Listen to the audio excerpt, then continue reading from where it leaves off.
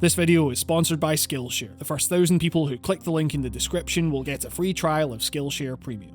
So, it's the start of 2021, and thanks to the lull in new releases, I've been granted that rare opportunity to tackle some of my Steam backlog. Hundreds of games to choose from, each offering a unique escape from the barrage of new titles at the end of last year, as well as just the anxiety-inducing drain of life. And of all those games, for some reason, I decide to finally sit down and fully complete 2012's Dishonored, a game about a city ravaged by plague. It's also about some other stuff, sabotaging the plans of those that framed you, installing the quote rightful ruler and all that, but first and foremost, it is a game about the stark light an outbreak shines on the gross injustices of social hierarchy in a way that, despite the game's obviously exaggerated setting and how this plague actually came to befall the streets of Dunwall, still manages to feel pretty raw right about now. Indeed, there's something about Dishonored's atmosphere that, for me, goes beyond most other games about societies crumbling under the weight of some outbreak. There's an eerie quietude to the whole thing, made so convincing through the game's washed-out colour palette highlighting how empty the streets are in this city, and countering the more swashbuckling freedom afforded to you through its action. That action is still an absolute blast, to be clear, but the world housing it is draped in this mix of crippling fear and exhausted resignation that, I don't know about you, has become all too familiar over the past year.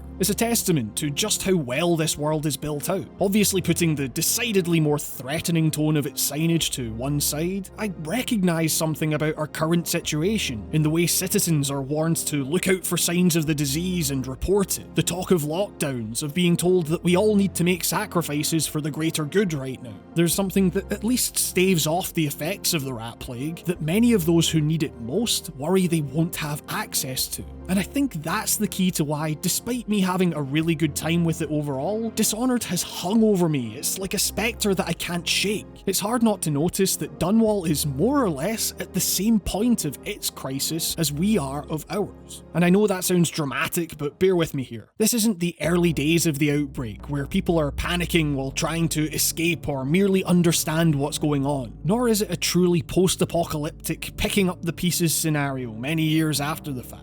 This is very much a world in the middle of societal catastrophe, one where, as you take a break from zipping across the rooftops to explore the dingy streets below, you see that the plague is still going through its motions. The only reason so many of the people you encounter seem so nonchalant about this still very prevalent disease until it's right at their doorstep is because their focus has necessarily been elsewhere. They still have to survive, make what little money they can, all because they've been so callously thrown to the wolves or rats by the ruling classes. The same people who are still able to indulge in all sorts of debauchery and callous profiteering, seemingly without consequence, in the middle of a city under collapse. And it was this side of Dishonored that really stuck with me, which is interesting because potentially it's actually kind of far from the core gameplay experience.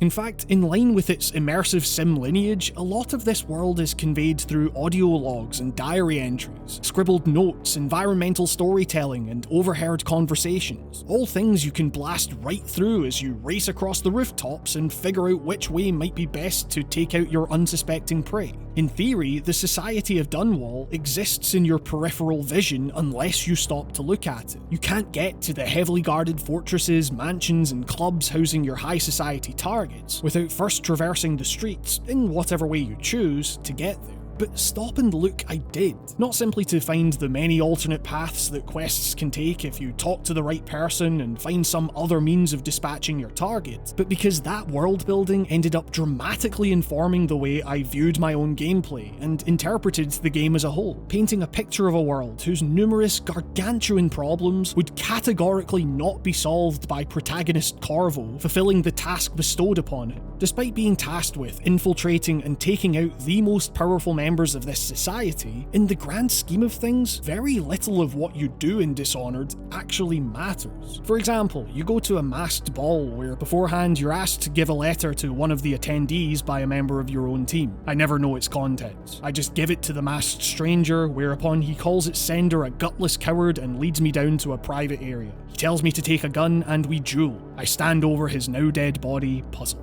back at the party, itself capturing that delightfully Hitman-esque sensibility of hiding in plain sight amongst the rich and powerful, a man confronts me offering a non-lethal means of carrying out my mission. Thinking his intentions pure, and for the sake of the target, I lead her to the designated spot without arousing suspicion, a satisfying challenge, and put her on the man's boat, where things take an ever so brief but remarkably sinister turn, and then he sails off, never to be seen again. The game and my comrades congratulate me, while I wonder if it might have been more merciful to just take her out the old-fashioned way. Such is the beauty of this game, however grim, its treatment of these massive events as completely mundane, leaving me to question whether I'm actually doing anything positive for Dunwall at all. Contrary to what your higher-ups have told you about being the hero the city needs, things just kind of happen here, your playtime feeling more like a series of disparate odds and ends than a grand mission with a singular purpose. And it's all summed up for me in the moment where, spoilers I guess, you do indeed go after the mastermind behind all of this, Hiram Burrows. Now surely this should be a huge important moment, that's what everyone back at base has been telling you. Here is the man responsible for framing you, for so decimating this city, all as the result of a failed plan to project an air of affluence by eradicating those in poverty, and upon getting there, you find that he's no stronger than anyone else you've taken out, his guard only slightly more intense, with his death as unceremonious and ultimately meaningless as any in his retinue. I transported behind him like I had so many other enemies up to that point, knocked him unconscious, flung his body on top of his bed, where I knew the rather boneheaded AI wouldn't be able to find it, and thwacked him with my blade, zipping out of the building with the same ease with which I'd entered it. He's just another target, and if you've played the game before, you know, far from the end of Dunwall's problems. Said problems aren't going to be solved by placing a young child on the throne who doesn't want to be there, by having an assassin on the run take out the corrupt ruling class to replace it with, well, other members of the ruling class. And as you come to realise, everyone in this world has their own motives beyond the greater good they claim to serve.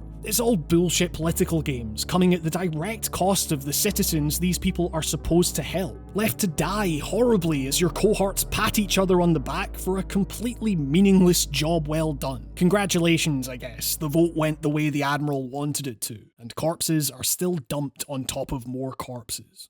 I, like most of you I imagine, don't really get out of the house much these days. The dense population of the area I'm in means there's a non-negligible dice roll involved with just taking a stroll. I'm an anxious person anyway, so it's hard not to notice the massive tower blocks and financial skyscrapers of a once bustling cityscape closing in on you a bit as you try to anticipate who or how many people might be around the next corner. Will they be wearing masks? All of that. I find myself looking at blocks of flats and thinking, I wonder how many people in there have it or have had it, and chances are, given the numbers, it's not none. It's grim, but I can't help but wonder how many have succumbed. I'm reminded that the sight of mass graves for victims of something like this is something I never thought I'd actually see in my lifetime, but here we are, and that hurts. I worry, and at the same time I see leaders having a big old circle jerk for the slightest of attempts made to clear up the messes they themselves made through years of drastically underfunding health services and giving insanely lucrative contracts to their bumbling rich pals, demanding that the poors show gratitude for the scraps of support they've been thrown that could be pulled away at any minute, all while their livelihoods and mental health have been obliterated. Multiple millions of people are dead.